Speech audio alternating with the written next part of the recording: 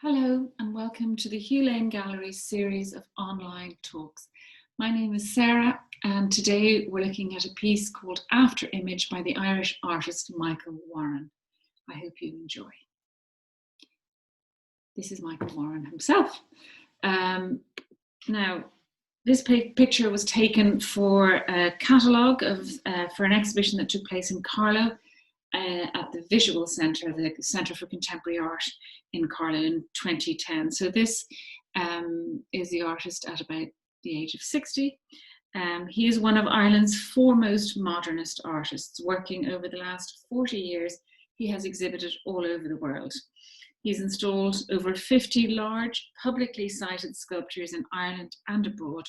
His practice also, of course, includes small-scale works, and he's represented by Hillsborough Fine Art in Dublin. Now, his forms could be described as minimalist, as we see, but they're not wholly abstract forms either.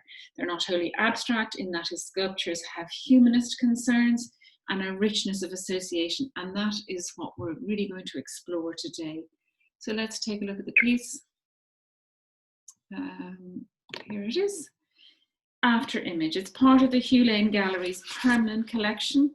And in order to best understand the sculpture and the creative mind behind it, we're looking at this piece in the broader context of the artist's practice and his overall development. But of course, to understand the artist, we have to consider the context within which he is working, his references, historical and cultural, his inspirations, his collaborations. And to quote Warren himself, he said, "Real seeing, like the process of making, comprises a mysterious fusion of present moment open-mindedness together with the knowledge of all that has gone before." And this is a quote from an interview with John Daly, part of that catalogue for that exhibition in Carlow in 2010.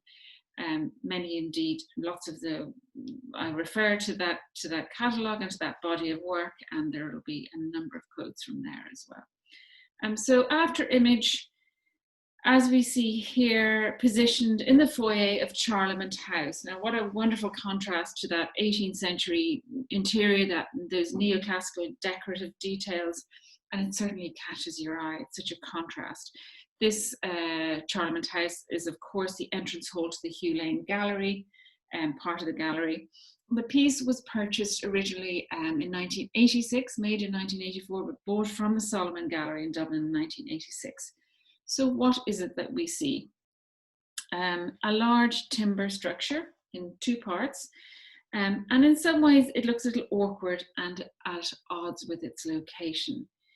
In fact, at first reading, the viewer might even consider or wonder if these are two leftover pieces of building material left hanging around. But no, they are two angular chunks of Irish oak, one sitting on a metal plinth, as you see, rising high, almost 3 meters to the ceiling, and balanced by the other piece of oak on a horizontal axis resting lightly on the tiled floor. The piece measures overall 275 by 275 by 275, as you see, so that's height, width, and depth, the depth. And all the same, I found that very interesting because it implies the space in between the two pieces is absolutely part of the piece, that the space and the two separate pieces together form a whole. Now, typically, his meaning is a little ambiguous, and that is really the idea of the talks, to kind of untangle that. Interpretation isn't always the most straightforward. Michael Warren works in many media, wood as we see here, but also in bronze and steel and concrete and stone. And in an interview in 2010, again, he said, "For me, a successful sculpture must hold as close as possible to pure form and to be free of artistic, inverted commas, intention. It's never easy to get this combination right, to get the sculpture to appear to have just happened." He also said, "I like to see materials as free as possible from the intervention of the artist. Wood, for example, on a large scale reverts to timber and more closely relates to the mature tree from which it originated."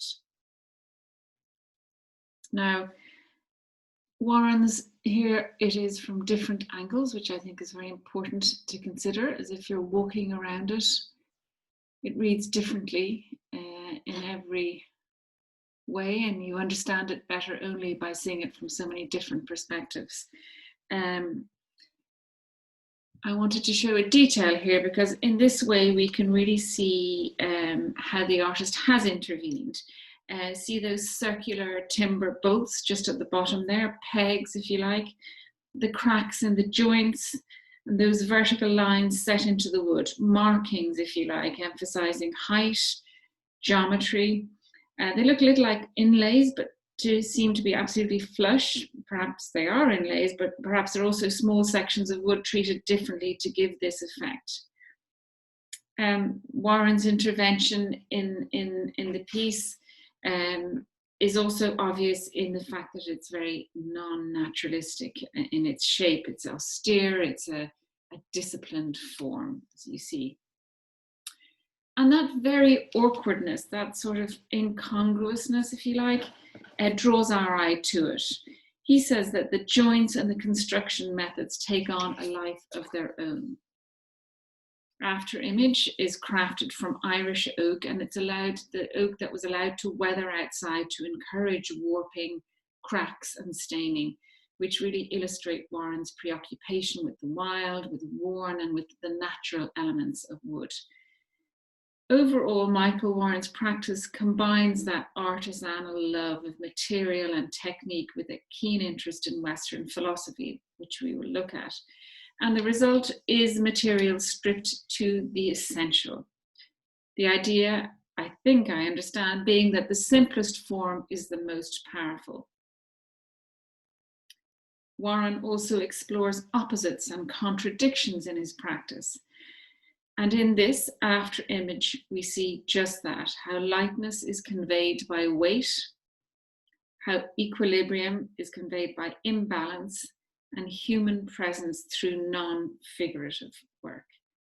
And his great skill is to make mass, to make large-scale material look light, ethereal, and harmoniously balanced. This piece was first exhibited in Rusk in 1984 in the Guinness Hop Store. Now, Rusk was a series of exhibitions of international contemporary art that took place in Ireland approximately every 4 years between the years 1967 and 1988. Now, there was some controversy as to the inclusion of Irish artists. I mean, strictly speaking, it was an exhibition of international artists, but Warren was one of 10 Irish artists chosen to take part in the exhibition in 1984.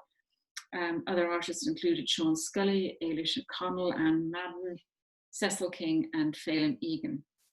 Now, as a result of the exposure of Rusk, a larger version of After Image was commissioned the following year for Castledown Copse, which is a magnificent Palladian mansion in County Kilkenny. And this was made in 1985. Now, interestingly,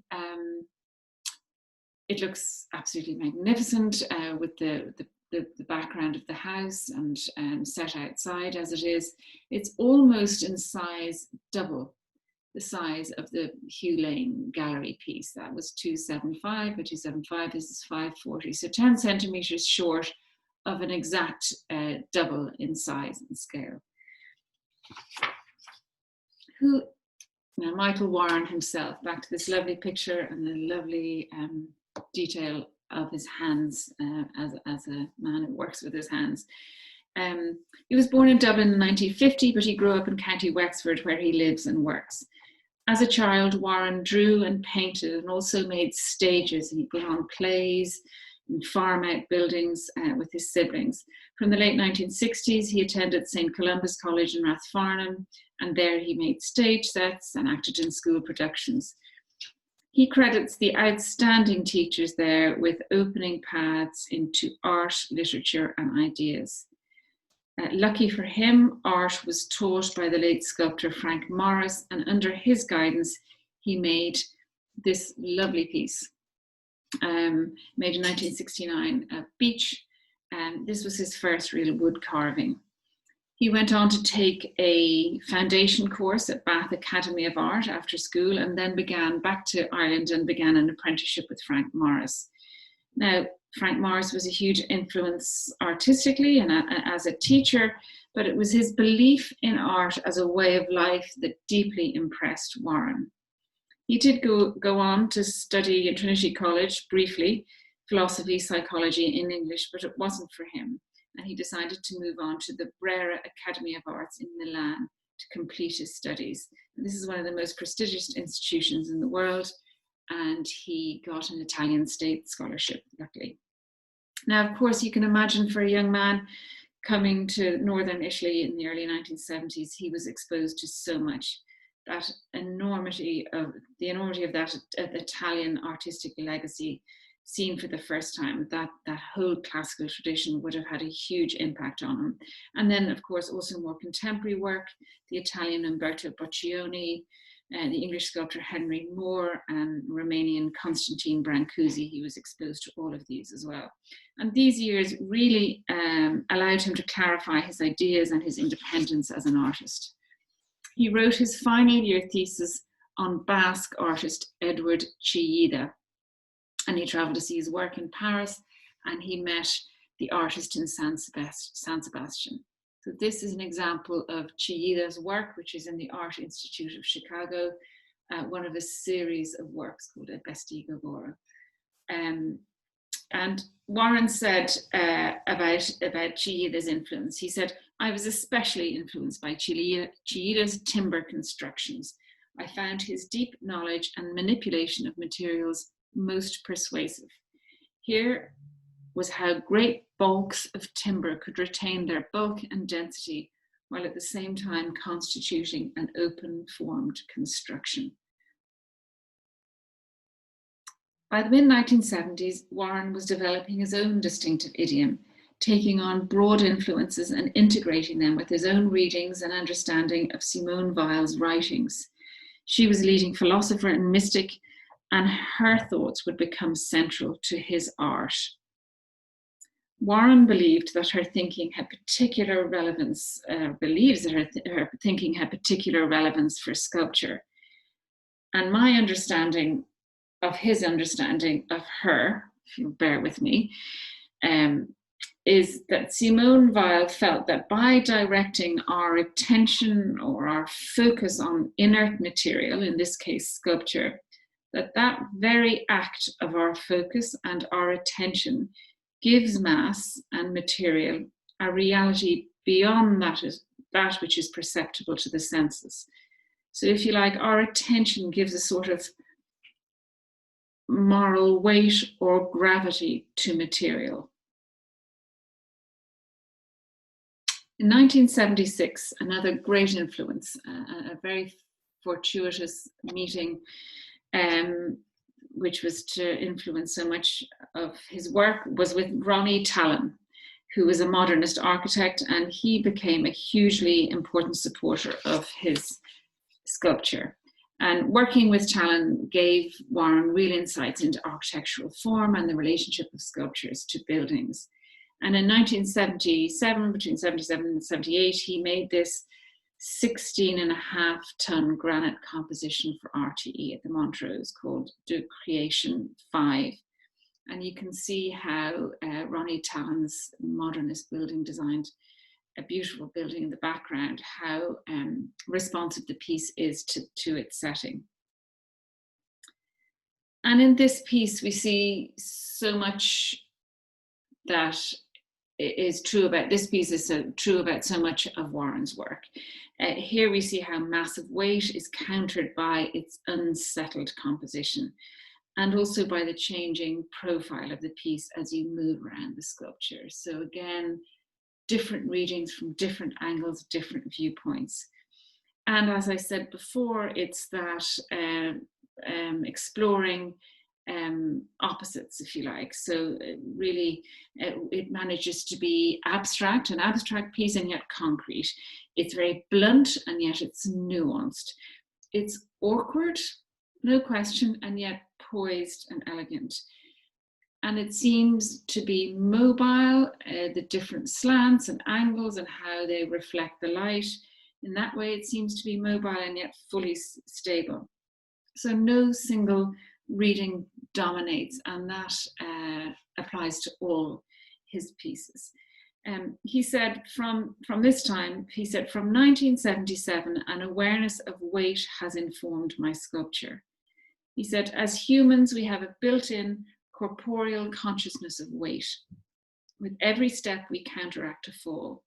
The notion of weight is used metaphorically in everyday speech. We ask how someone is bearing up. We talk of a person holding another in great esteem. Weight denotes measurement, defines balance. In art, weight can be a means of expressing the boundaries of human existence, what philosophers call limit.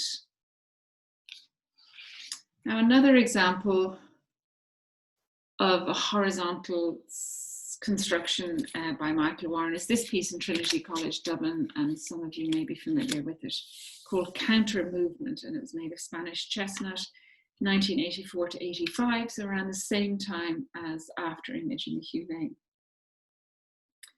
And interestingly, I wanted to just draw your attention to how he positions things, how he balances weight on the ground. And he talks about this, the business of how his work rests on the ground. He said, ground contact is minimized. Much consideration goes into achieving this. Though the sculptures may, if you like, be about weight, they are rarely, if ever, about ground occupying tectonic weight. Around this time, Warren began to move abroad, or not move abroad, but look at the bigger picture, if you like. And because he had studied abroad, he really wanted to develop his career beyond Ireland. And he recognized that a small population, however supportive, it would inevitably put limits on patronage and constraints on the potential for large sculpture commissions. And significant commissions did emerge. This was in 1984, again, the same year that After Image was made. And this year he installed this piece called Timber Construction for Plano. It's made of oak and Corten steel. It's 10.5 centimeters, and it is situated in the grounds of Farnsworth House in Plano, Illinois, outside Chicago. Now, Farnsworth House is a key modernist structure. It's a raised, simple glass house designed by Mies van der Rohe between 1945 and 51. 10.5 meters tall, as I said, made with the help from the Arab firm of engineers.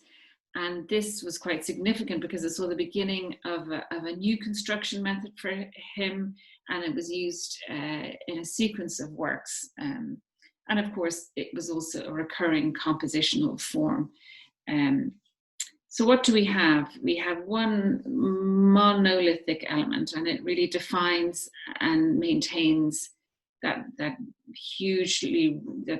vastly tall vertical axis. And the lower part, and so tall is it that the lower part, it seems to be folding under the weight of its upper section.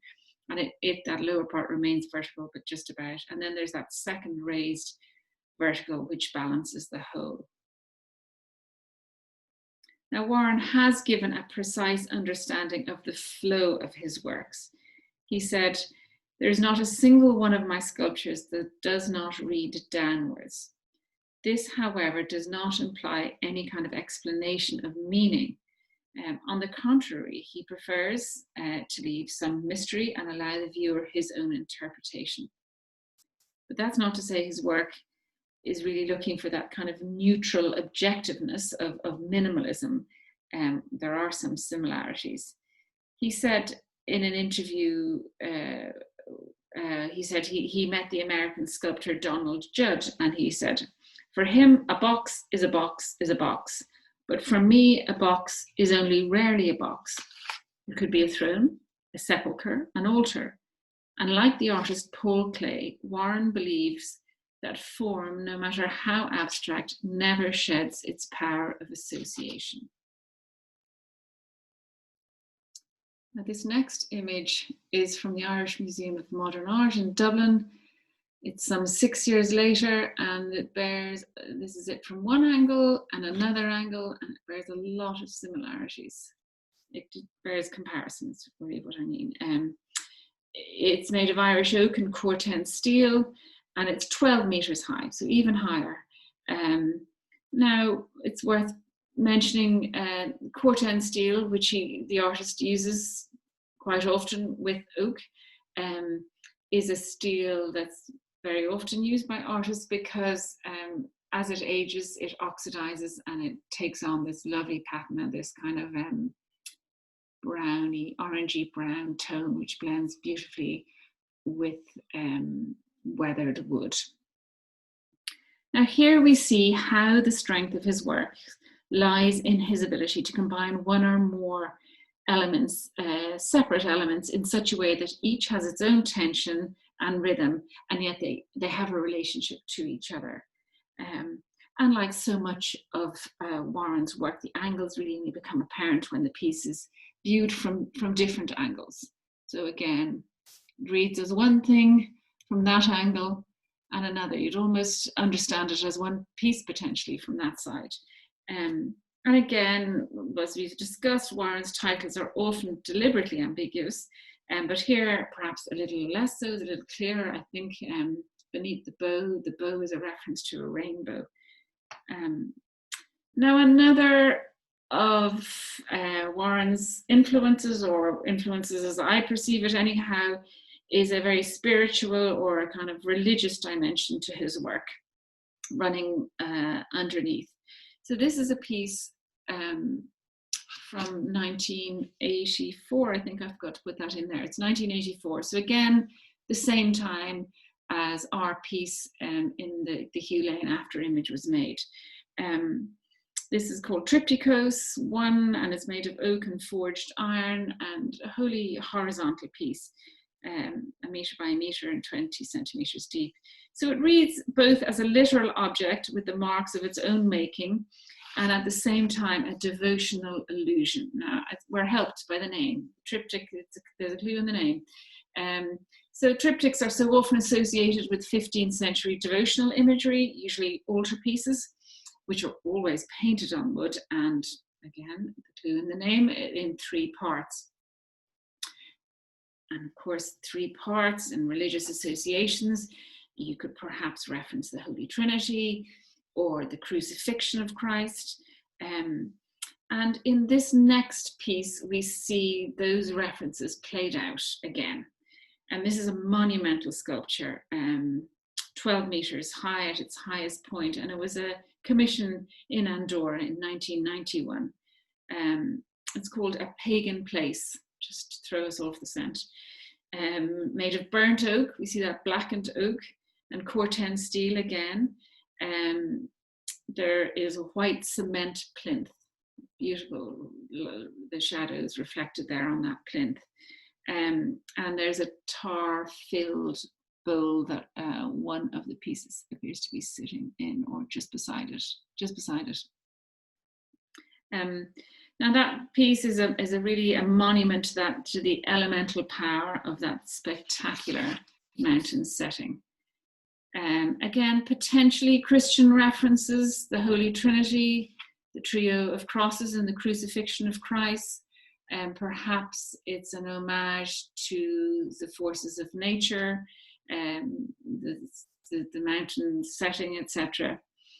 It manages to be powerful and understated at the same time. The work shows the importance of reduction so as to draw our attention to the essence of the work.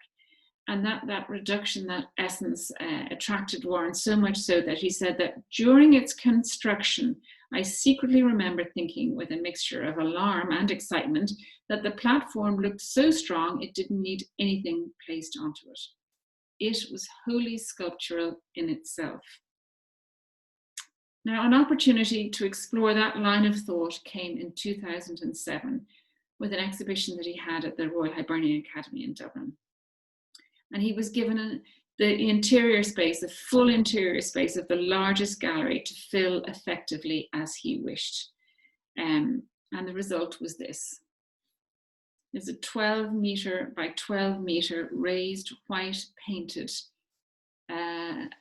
plinth platform, if you like, that he called Piazza. So again, the idea of a performance space or a gathering space, etc. And it was inspired by the unusual stone ground on Andrea Mantegna's painting Calvary, painted in 1450 in the Louvre in Paris. So let's have a look at that. In fact, the exhibition was in the RHA was of Weight and Wings in 2007, and the invitation to the exhibition was this image, which is really very unusual and interesting. So again, that stone platform, if you like, was his influence for this piece. And of course, I am well, I love art history, but those three crosses. I wanted to put that in because I wanted to reference this piece back again.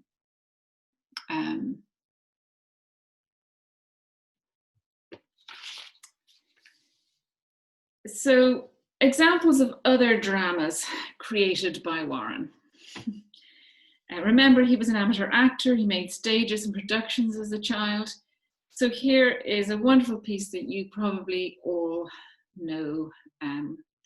Anybody who's in and out of Dublin anyway. This is along the River Liffey on the quays, and it's called Wood Quay, and it was made in 1994, I'm say 84, and this was the centre of Viking Dublin, of course, this position, this part, and it's outside Dublin's civic offices, and it's really a reference to Viking Dublin, and the idea behind the sculpture is and the shape of the sculpture is to evoke the prow of a Viking longship, to put us in mind of a Viking longship. And it also, that kind of sweep is a reference, well, it's a vertical reference to the very much horizontal sweep of the nearby River Liffey.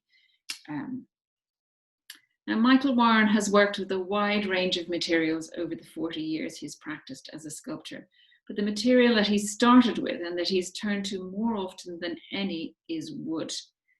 And one of Warren's most exciting recent projects is the ongoing series of column-like works called Caryatids. So this image is taken from that exhibition in 2010 in Visual in Carlow. And you can see the scale of the pieces because you can see Michael Warren there standing beside them. So this exhibition has a lot, it was part retrospective and part had a lot of new work. So there's a huge number of galleries filled with wonderful work. And this was outside, as we see. So there were 6 blocks of wood on exhibit, quite coarse looking Opepe wood. I had to look that up. Opepe apparently is African hardwood. Now, again, we probably can't see this in detail here, but the blocks are variously carved with straight, vertical or horizontal indents, which give them something of a personality, but they're minimally worked, as you see. The overall impression is very minimalist. Big, imposing, impassive presences, and you can really feel their mass and weight, and you're free to walk around them, of course, when they're on exhibit. And they're a little bit like 6 human presences, rather than 6 blocks of wood, and that is no doubt what Warren intended. Now, interesting, the name Caryatid. They were called Caryatid 1 to 6. Caryatids typically are known as, in classical sculpture, there were these kind of draped, sculpted female figures. It was more seen as a more attractive version of a column. So they were there they served as kind of architectural supports in ancient Greece, kind of supportive goddesses, if you like. And Warren's Caryatids, while not human, have a certain human materiality. They're positioned upright. They're unique in that they're made of natural, breathable material. And there is something symbolic in that our previous understanding of Caryatids is as carved human figures supporting great structures. I mean, he's certainly suggesting the figurative to us. He said, in general terms, I accept that my sculpture resists the figurative, but I would suggest that there is a certain embodiment identifiable in the ratios and proportioning of my sculptures. This is another installation in the Visual in Carlo called Sei Personaggi, 6 characters, 2010, and interestingly, they are arguably almost more, have more of a presence or more of a personality, because there's a greater variety of wood, and the shaping is slightly, each of their shapes are ever so slightly different.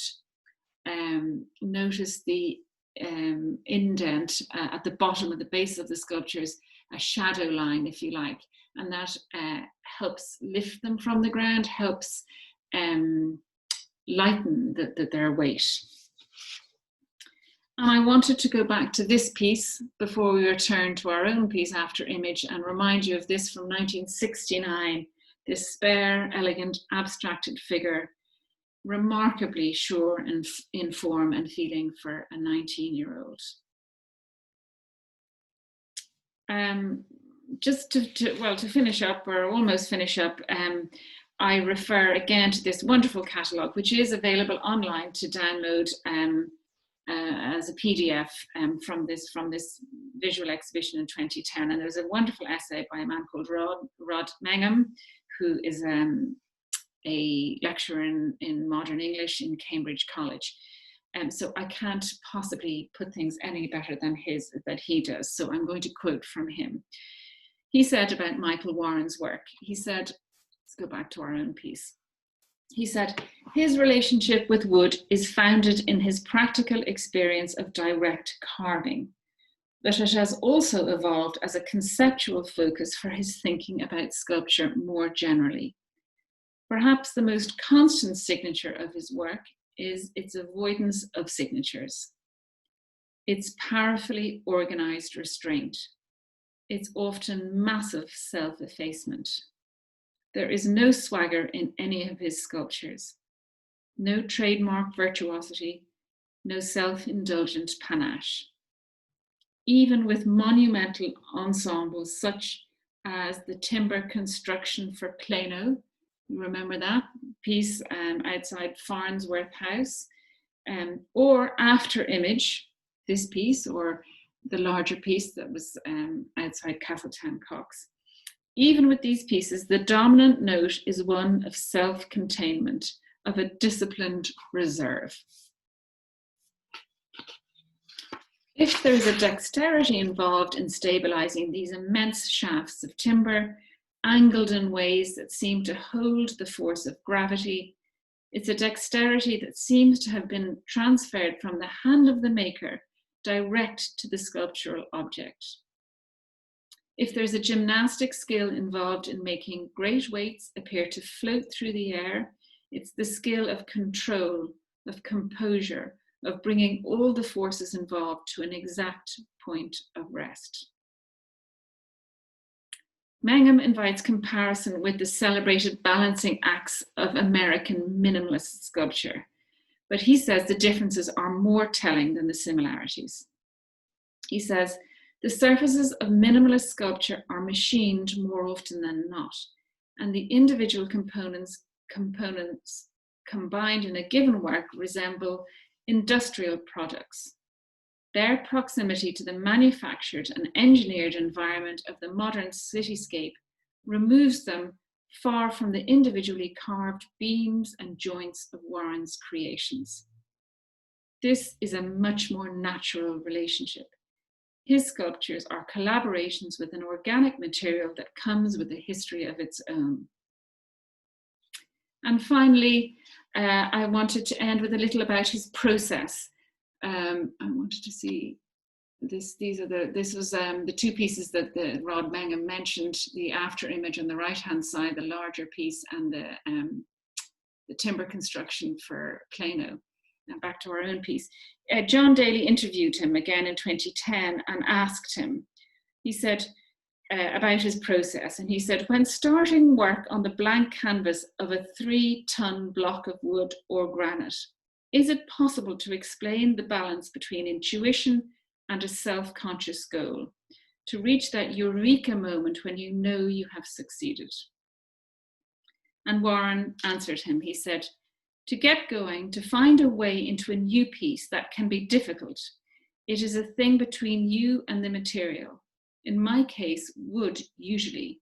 It is to wood I best connect. First, there is the want to engage. Want then intensifies to need, a need to find expression. To get closer to the nature of this intensity, all possibilities have to be explored.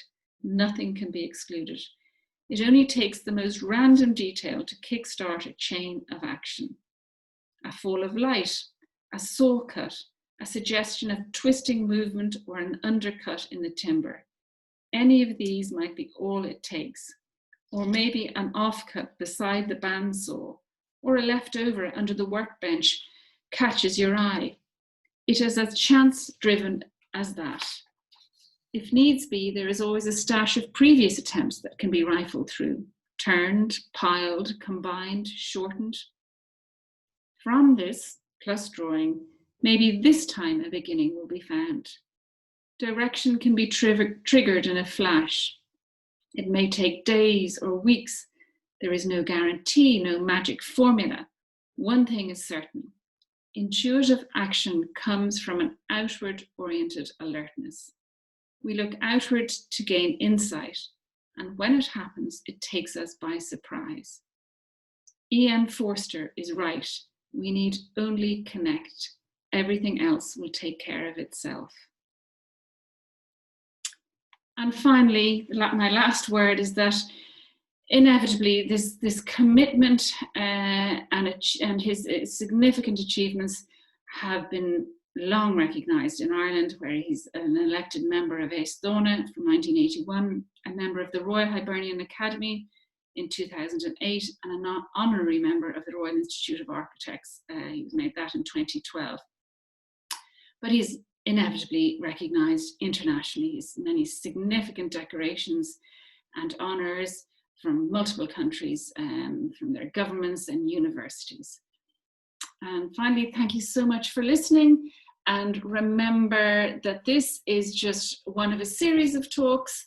There's so much going on in the Hugh Lane Gallery education program, and you can look on their website to find further details. Thank you again.